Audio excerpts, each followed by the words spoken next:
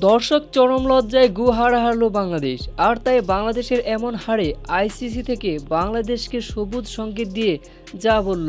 দর্শক খবরের বিস্তারিত জানুন পুরো প্রতিবেদনে। সিরিজের দ্বিতীয় টি-20তে বাংলাদেশের বিপক্ষে আগে ব্যাট করতে নেমে 201 রানে পুঁজি দাঁড় করায় পাকিস্তান। সিরিজে টিকে থাকতে হলে এই ম্যাচে জিততে হতো বাংলাদেশের। তবে বাংলাদেশ পাকিস্তানের 202 রানের জবাবে শুরুটা হয় কিন্তু এরপরে আকাশ ভেঙে পড়ে টাইগারদের উপর। ওপেনিংয়ে দারুণ শুরু করা তানজিদ তামিম সাজ গড়ে ফিরলে পারভেজ লিটন হৃদয় বাকি সবাই আসা যাওয়ার মিছিলে থাকেন, যার ফলে বাংলাদেশ এখানে ম্যাচটি হেরেছে।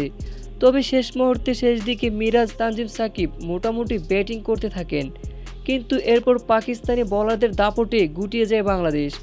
আর অবিশ্বাস্যভাবে এক ম্যাচ হাতে রেখে টি-20 সিরিজ জিতল পাকিস্তান। আর তাই বাংলাদেশের এমন বেহাল করুণ অবস্থা দেখে আইসিসি তাদের পেজে বাংলাদেশকে নিয়ে করুণ তথ্য ফাঁস করে বলেন, বাংলাদেশের পয়েন্ট টেবিলে বাজে অবস্থা, এইভাবে চললে বাংলাদেশ দলকে টি-20 ফরম্যাটে রাখা আইসিসির ইভেন্টের জন্য চরম ক্ষতি।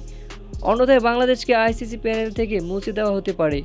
যেখানে ছোট ছোট দল টি-20 ফরম্যাটে দারুণভাবে খেলে থাকে, সেখানে বাংলাদেশের অবস্থা খুবই খারাপ, যার ফলে আইসিসি টি-20 ইভেন্টে বাংলাদেশকে টিকে রাখা আমাদের কষ্টের বিষয়। তো দর্শক, আপনাদের কি মতামত আইসিসির এমন মন্তব্য শুনে? তা অবশ্যই জানিয়ে দিবেন আমাদের ভিডিওর কমেন্ট বক্সে।